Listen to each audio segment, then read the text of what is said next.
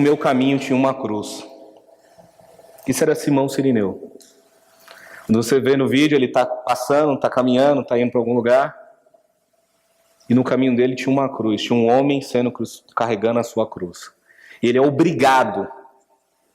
Grava essa palavra, obrigado. Guarda no coração que a gente vai ficar com ela até o final do culto. Ele foi obrigado a ajudar Jesus a carregar a cruz. Pode passar isso, por favor. Os soldados levaram Jesus para dentro do palácio, isto é, ao pretório, e reuniram toda a tropa. Vestiram-no com um manto de púrpura, depois fizeram uma coroa de espinho e a colocaram nele. E começaram a saudá-lo. Salve, rei dos judeus! Batiam-lhe na cabeça com uma vara e cuspiam nele. Ajoelhavam-se e prestavam adoração. Depois de terem zombado dele, tiraram-lhe o manto de púrpura e vestiram-lhe as suas próprias roupas. Então o levaram para fora, a fim de crucificá-lo. Certo homem de Cirene, chamado Simão, pai de Alexandre de Rufo, passava por ali, chegando do campo. Eles o forçaram a carregar a cruz. Levaram Jesus ao lugar chamado Gólgota, que quer dizer lugar da caveira. Amém? Então, aquilo que a gente viu, de uma certa forma, representado no filme A Paixão de Cristo, se ninguém assistiu, assista, é um filme muito bom, porém pesado, é essa passagem que está na Bíblia, que vai aparecer no livro de Lucas, de Marcos e de Mateus. A primeira coisa que é interessante pontuar, quem é esse Simão Cirineu? Ele só vai aparecer aí, em toda a Bíblia, ele só aparece nesses versículos. Você não vai ouvir mais falar dele. Os filhos vai aparecer na carta de Romanos e carta de Atos. Que aí é o que eu entendo como um processo de conversão que se estendeu por toda a família. Mas Simão Cirineu, Cirene, ele é uma cidade que fica na Líbia, né, na antiga, hoje Líbia, moderna Líbia, mas antigamente ali no norte da África, Líbia, um pouco da Etiópia. Então, país africano. E a distância geográfica daquele lugar até o lugar da crucificação era mais de 1.600 quilômetros. Então você pergunta, o que um cara que viajou todo esse tempo, naquela época não tinha avião, não tinha carro, então levava-se meses para chegar em um outro lugar. O que esse cara saiu deste lugar, deste ponto da África, e foi parar lá naquele outro lugar? Na África, por conta da rainha de Sabá, quem conhece a história de Salomão vai lembrar que ela se converte ao judaísmo. E na África tem uma colônia judaica, tem uma presença judaica muito forte na África até hoje, inclusive. Então muitos estudiosos levantam que o Simão Cirineu, ele é filho de algum desses judeus que já morava na África, ou ele é algum morador da África que se converte ao judaísmo. E assim como no islamismo, no judaísmo, você tinha uma obrigação, todo varão, todo homem, todo filho mais velho, todo primogênito, ele tinha uma obrigação que é ir todo ano a Jerusalém na Páscoa, entregar o Cordeiro Pascual, pedir perdão dos seus pecados e levar a bênção de volta para sua família. Quando a palavra fala ali, ele vinha do campo, muita gente também confunde achando que ele era um camponês. A teoria mais aceita e mais coerente é que ele estava indo para Jerusalém. Lembra que Jesus é crucificado na Páscoa? Páscoa é a maior festa judaica. E para quem não lembra do que é a Páscoa significa pechar no hebraico, que é passar por cima. Passar por cima. E onde é esse passar por cima? Lembra que o povo estava preso no Egito, escravo na mão de Faraó, e Deus levanta Moisés, e ali começa um processo, não vou chamar Moisés de revolucionário, Deus começa a fazer um processo transformador ali na vida das pessoas com Moisés, e aí a última praga Deus fala para Moisés é o seguinte: vocês vão pegar um cordeiro, cada família vai pegar um cordeiro, tem que ser um cordeiro perfeito, ele tem que ter até 1 ano de idade, porque ele tem que ter a inocência de um cordeiro, ele tem que ser perfeito, sem mancha, puro. Vocês vão matar esse cordeiro, tirar o sangue. Lá em Levíticos tem todo esse processo. Se você não gosta de ler Levíticos, leia que você vai entender tudo que eu estou falando. Estou bem resumindo, bem passando por cima. E você vai pegar o sangue e vai passar nos umbrais das portas. Porque quando o anjo da morte vier, ele olhar para a porta, ele vai falar: nessa casa eu não entro, eu vou para a próxima. E aí, isso acontece no Egito e Deus mata, né, o anjo da morte mata todos os primogênitos do Egito. Ou seja, o anjo da morte matou todos os filhos mais velhos, inclusive até dos animais, exceto daqueles que tinham as marcas de sangue nos umbrais. Eu fico pensando assim como Deus é detalhista e rico em detalhes. Naquela época não tinha energia elétrica. Você já já foi num sítio, num lugar de campo que não tem energia elétrica, você vê o breu e a escuridão que é. Agora eu fico imaginando o sangue, depois de algumas horas ele escurece, ele fica preto. O sangue de animal, talvez o pastor possa nos ratificar, deve ser parecido, não sei, com o dos humanos, mas assim, no sentido de escurecer. Então, é de noite, o sangue escurece e mesmo assim o anjo não erra casa nenhuma. Olha que bacana, os detalhes e a riqueza disso. Mas enfim, isso é a Páscoa. É o sinal, é passar por cima. Nessa casa eu não toco, nessa casa eu não mato, eu vou para a próxima. E esses são salvos. E com esse ato, com esse acontecimento, gerou a libertação do povo de Israel. O faraó falou, vai embora que esse povo some daqui, não quero mais vocês aqui no Egito. E essa Páscoa, essa celebração foi sendo anualmente, todo o período lá, no negócio do solstício, que eu não vou lembrar de dizer agora, mas todo ano os judeus celebravam essa festa e a festa das cabanas, a festa dos tabernáculos, que aí tem a ver com relação a eles estarem no deserto. Uma outra hora eu explico o que é isso. E isso era Páscoa. E naquele momento, naquele período, as pessoas estavam vivendo a Páscoa. E Simão Cirineu, provavelmente, ele foi para lá para celebrar a Páscoa, para sacrificar o cordeiro, para levar a palavra, para buscar a bênção de Deus para ele e para sua família. Uma coisa que é importante ressaltar, que como eu falei, Simão de Cirene, ele é uma pessoa de etnia africana. E esse versículo, ao longo da história, né, ele foi usado inclusive para justificar a escravidão em algum momento. E até de um posicionamento e de uma atitude racista e preconceituosa. Eu não vou também entrar nesse assunto, mesmo eu sendo um homem negro que lido com racismo, com preconceito todos os dias da minha vida, eu já aprendi a me empoderar com relação a isso e a lutar com relação a isso todos os dias da minha vida. Mas infelizmente tem gente que usa a religião para justificar os preconceitos e os racismos que a gente tem no nosso dia a dia e na nossa vida. Simão de Cirene, ele está fazendo um ato que é muito interessante. Ele está indo cultuar a Deus. Ele está indo levar o cordeiro. Ele está indo para a Páscoa. Só que no meio do caminho dele tem uma cruz. Sabe o que aconteceu? Deus materializou aquilo que ele estava fazendo como religião.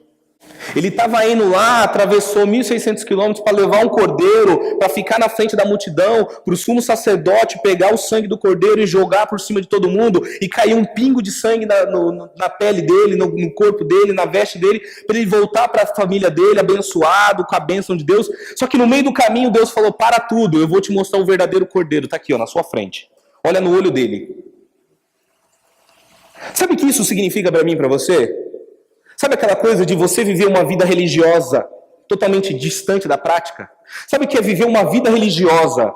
Estou praticando um ato que anualmente eu faço, que todo ano eu faço, que me ensinaram a fazer, que tem regra para fazer. Deus fala assim, então, você está fazendo errado, eu vou te ensinar aqui, é na minha presença. Deus se materializou, Deus se fez homem. A Bíblia fala lá em João que Deus, o verbo se fez carne. Aquilo que eles entendiam e praticavam como um ritual, anualmente, Deus colocou na frente dele e falou assim, o verdadeiro cordeiro é esse. E aí ele abraçou o cordeiro? Sim ou não? Ele deu pulos de alegria quando falou, agora faz sentido, agora eu estou entendendo. Ele fez de coração? Ele sorriu? Ele postou no Instagram?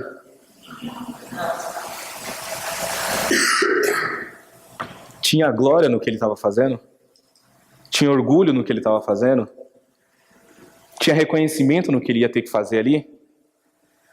Bacana no filme que ele deixa bem claro, assim, que todos saibam, eu sou inocente, não tenho nada a ver com esse homem.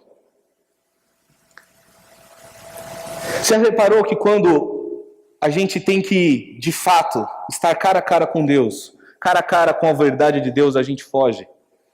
Lembra de Pedro? Não tem nada a ver com ele. Não negou Jesus? Os discípulos, cadê os discípulos na crucificação, carregando a cruz? Porque nenhum dos discípulos que andou com ele 3 anos estava ali, naquele lugar, e falou assim, não, eu levo de livre e espontânea vontade, eu carrego a cruz para ele, no lugar dele. Não estava lá. Sabe por quê não estava lá? Porque, de fato, nós não queremos carregar a cruz. Nós queremos a vida religiosa. Nós queremos os atos religiosos. Nós queremos a pompa religiosa. Nós queremos o culto de domingo, no horário de domingo, no momento certinho de domingo, durante um dia da semana somente. Mas nós não queremos viver o evangelho dia a dia lá fora. Nós não queremos, no meio do caminho, catar uma cruz e sair carregando, porque carregar a cruz envolve uma série de coisas. Uma série de coisas. Dentre elas, a vergonha. Amém? Carregar a sua cruz amanhã vai denotar vergonha para a sua vida. Zombarias. Violência. Desrespeito. Humilhação. Sofrimento. Solidão e abandono. Aí você fala, não, Edinho, peraí. O evangelho não é isso. Não foi isso que vocês me prometeram quando vocês me convidaram para vir para a igreja. Não foi isso que vocês me prometeram quando vocês falaram que se eu aceitasse Jesus, a minha vida ia mudar. Ela vai mudar, eu prometo que ela muda. Eu sei que eu estou pessimista hoje. Ultimamente eu ando muito pessimista. Prometo que a minha próxima pregação vai ser uma bênção. Vocês vão sair daqui felizes. Mas essa não vai dar. Mas ao carregar a cruz, Jesus se deparou com tudo isso. Com a vergonha, com a zombaria, com a violência, com o desrespeito, com a humilhação, com o sofrimento, com a solidão e com o abandono. Amém? Imagine que hoje Jesus fala, quem vai carregar a cruz comigo?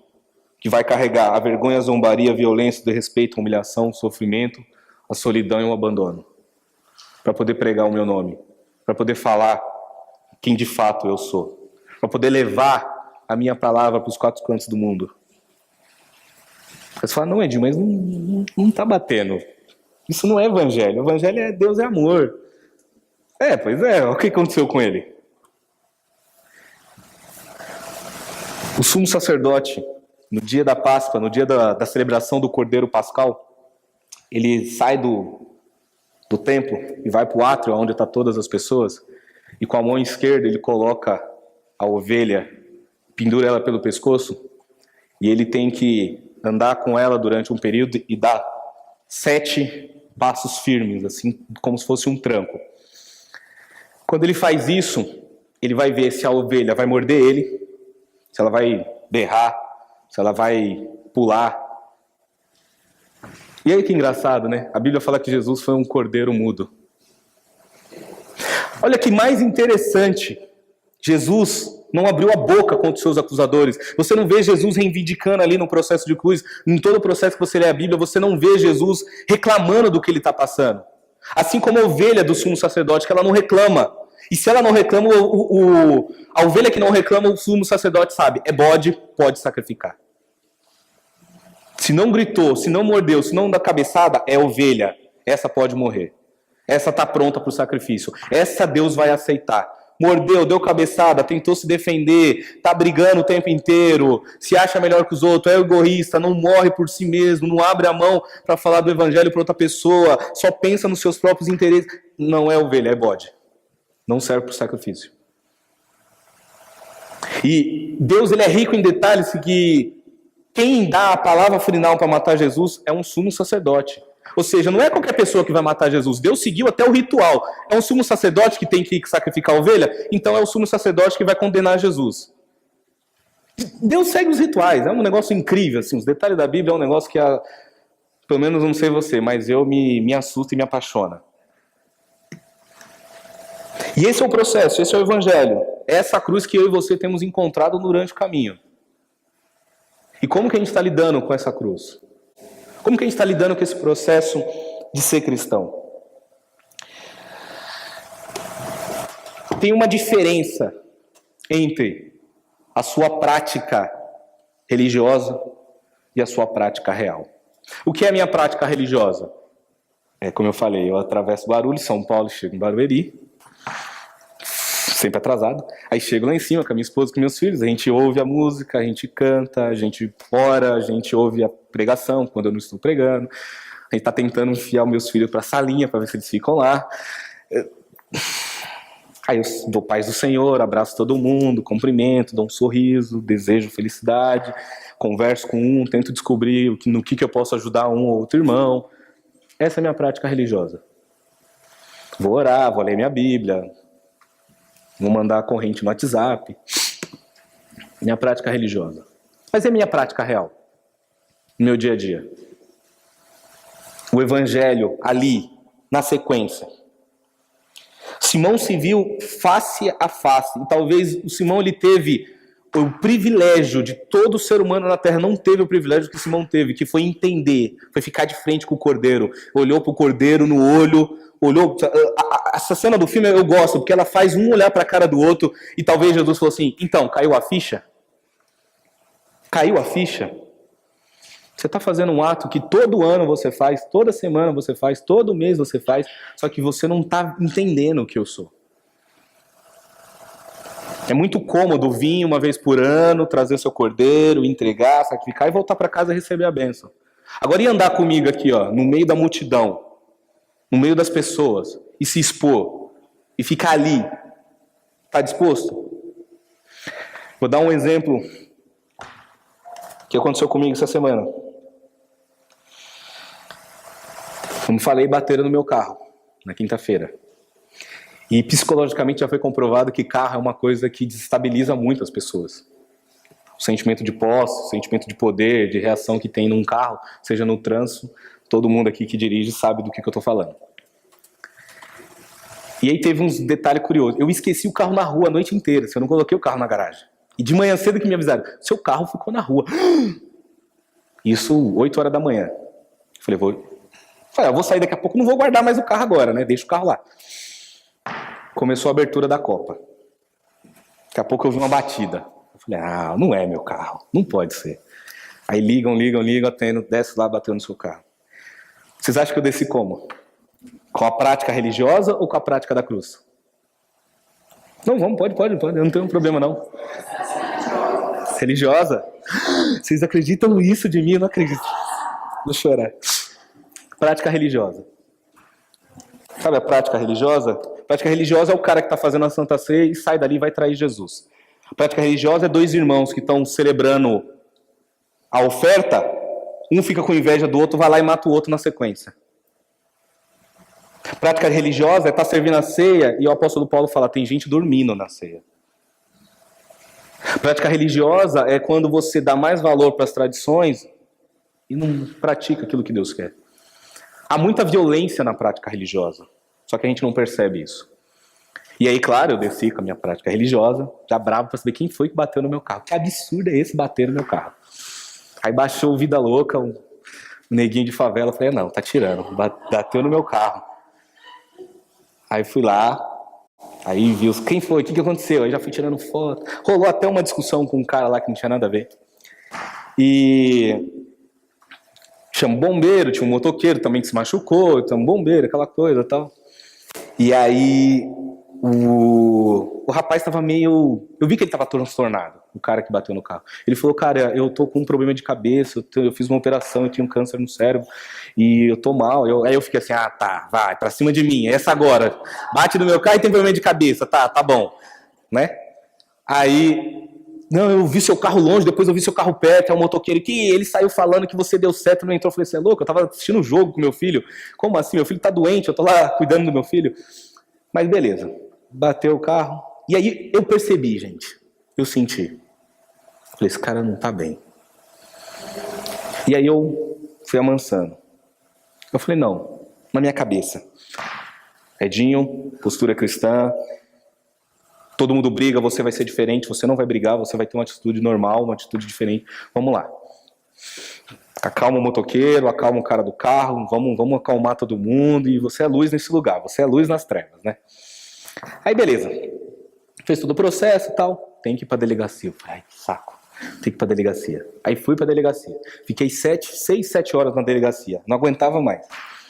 E eu fiquei com um cara que bateu no meu carro. durante 6 horas na delegacia, porque o sistema da delegacia dava erro toda hora que eles tentavam fazer o negócio. Eu pensando assim, escreve no papel e depois me manda. Tipo, pra que tem que tentar o sistema? Tá vendo que esse negócio não presta?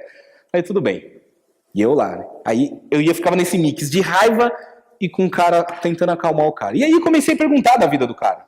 O que você tem e tal, não sei o que, bah. Aí puxava assunto, falamos de futebol, falamos de tantas coisas. E o cara meio desesperou, desculpa, eu vou pagar seu carro, fica tranquilo. Eu falei, não, o importante é você tá bem?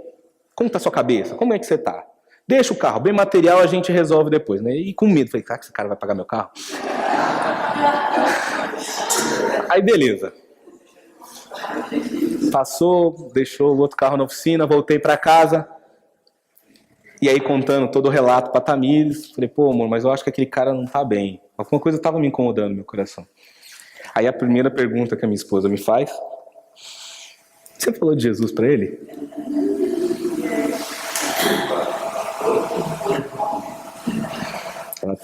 Ela tem uma fineza espetacular pra me desmontar, assim, que ninguém consegue. E eu não falei de Jesus pro cara. E aí sabe o que eu fiz? Vou mandar uma mensagem, perguntar como ele tá. A esposa dele falou, ele foi pro hospital agora, ele tá com muita dor na cabeça.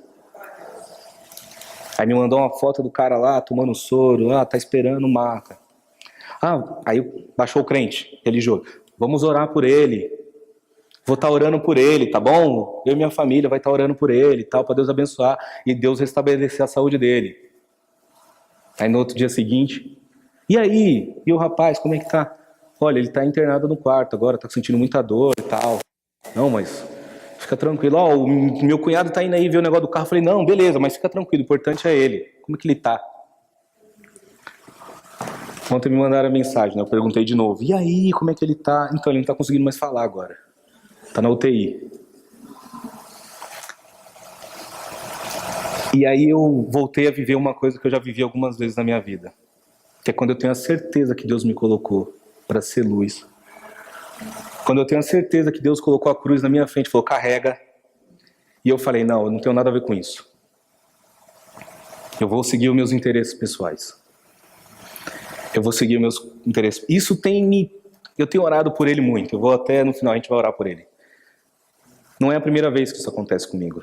De eu saber que eu poderia ter pregado, eu não sei se o cara vai ser curado, ou se de fato Deus vai recolhê-lo, mas se Deus colocou ele na minha frente e falou, cara, prega para esse cara, você teve 7 horas, o sistema ficou 7 horas, não é normal isso. Um procedimento que leva meia hora, você ficou 7 horas com a pessoa do seu lado, e você não falou de Jesus para ele.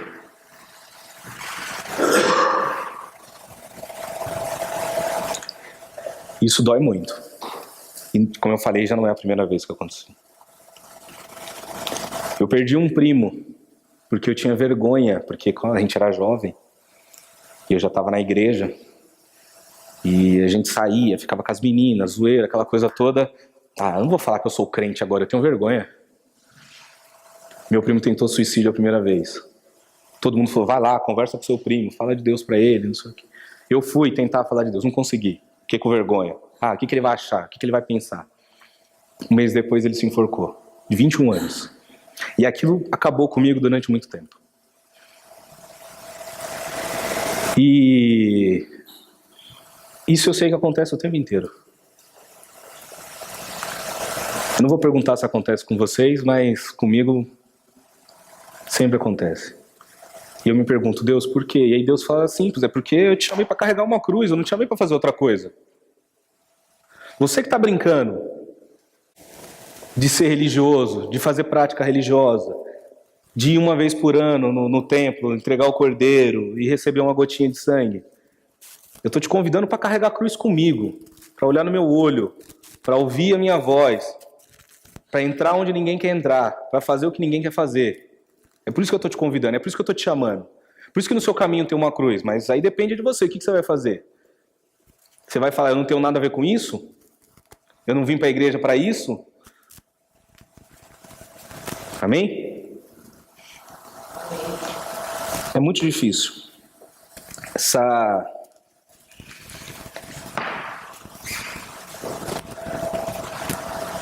Recentemente Deus fala muito comigo com um filme de super-herói, viu, gente? E eu lembrei de novo da onde eu tirei aquela minha ideia de que por que eu queria ser pastor, eu queria ter igreja, porque tem muito pastor ruim e zoado aí que não merecia ser pastor. E eu falei assim, não, então se tem muito cara ruim e errado aí, eu vou tentar fazer diferente. E as minhas inspirações é um cara chamado Bonhoeffer, que é um teólogo, um pastor alemão, que morreu na Segunda Guerra. Hitler mandou executá-lo. E a igreja luterana na Alemanha era uma igreja de Estado, uma igreja muito fria, muito religiosa. E o Bonhoeffer, ele era de uma família de médicos e advogados. E aí todo mundo falava com ele assim, ele com 14 anos, você vai ser médico ou advogado? Ele falou, não, nenhum dos dois, vou ser pastor. Ele, como assim? Olha essa igreja, é fria, não serve pra nada, é corrupta, ninguém presta, ninguém faz nada. E ele falou assim, então, se é tão ruim assim, eu vou entrar e vou mudar ela. E quando eu li essa frase, essa coisa me marcou. E a outra é o Coringa do Batman, o Cavaleiro das Trevas, quando ele fala, essa classe de bandido é muito ruim, eu vou mudar isso aqui, porque esses caras só pensam em dinheiro e eu quero fazer uma coisa a mais. E aí, como eu sou meio fã de vilão, eu uni as duas frases, uma na outra. Mas, o que eu quero dizer com isso?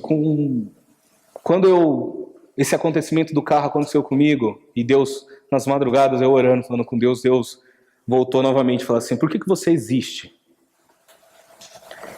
E aí eu lembrei de umas orações que eu fiz há muitos anos atrás, onde eu falava assim, Deus, se não for para pregar o evangelho, se não for para te servir, não tem por que eu existir, não faz sentido a minha vida.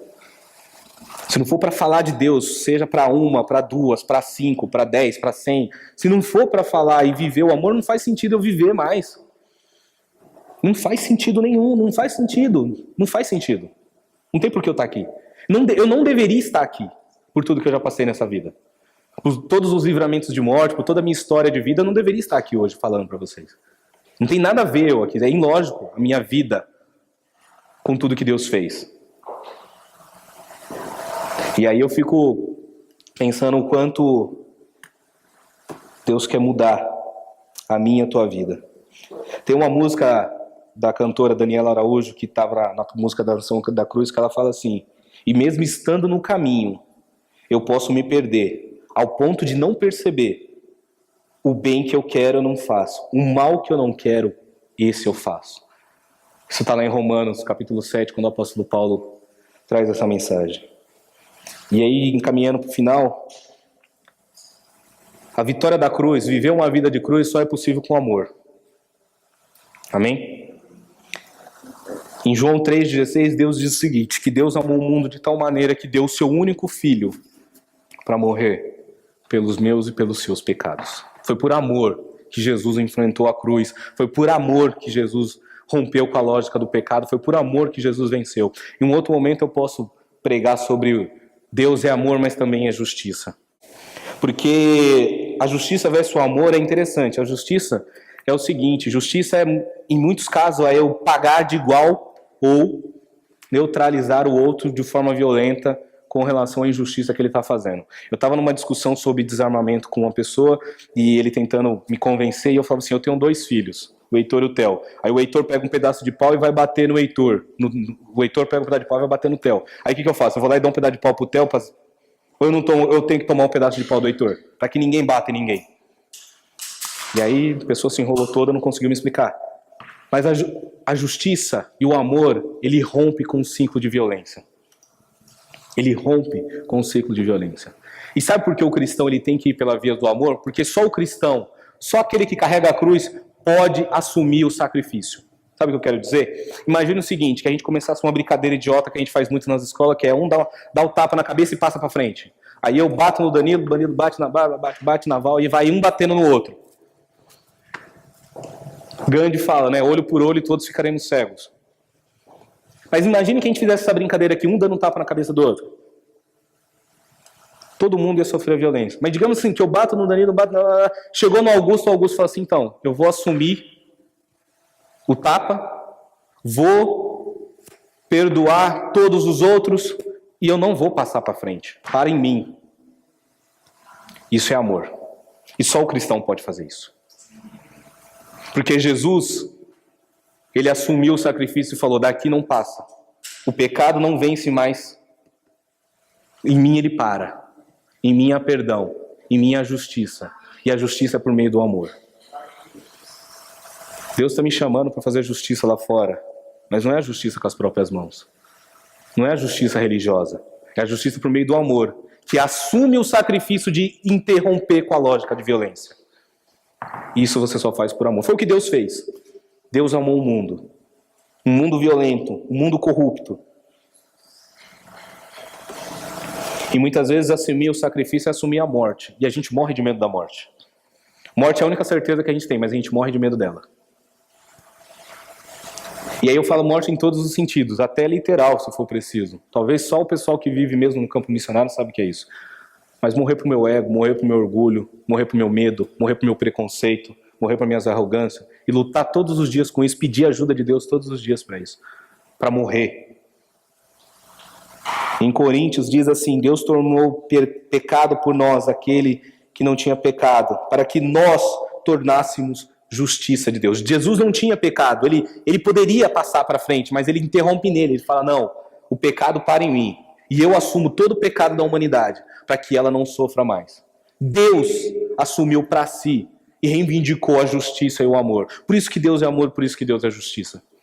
Não existe um sem o outro. Nós, seres humanos, só conseguimos trabalhar com o viés da justiça, e o viés da justiça muitas vezes é injusto, porque a gente continua reproduzindo a lógica da morte e da violência.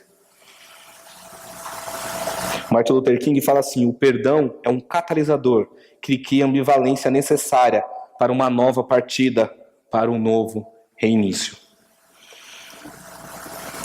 E como Simão, estamos dispostos a carregar a cruz de Jesus? Faremos hoje o que ele foi obrigado a fazer, a carregar a cruz, a vergonha, o opróbrio dos homens, por causa de Cristo? Billy Graham fala assim: a salvação é de graça, mas o discipulado custa tudo.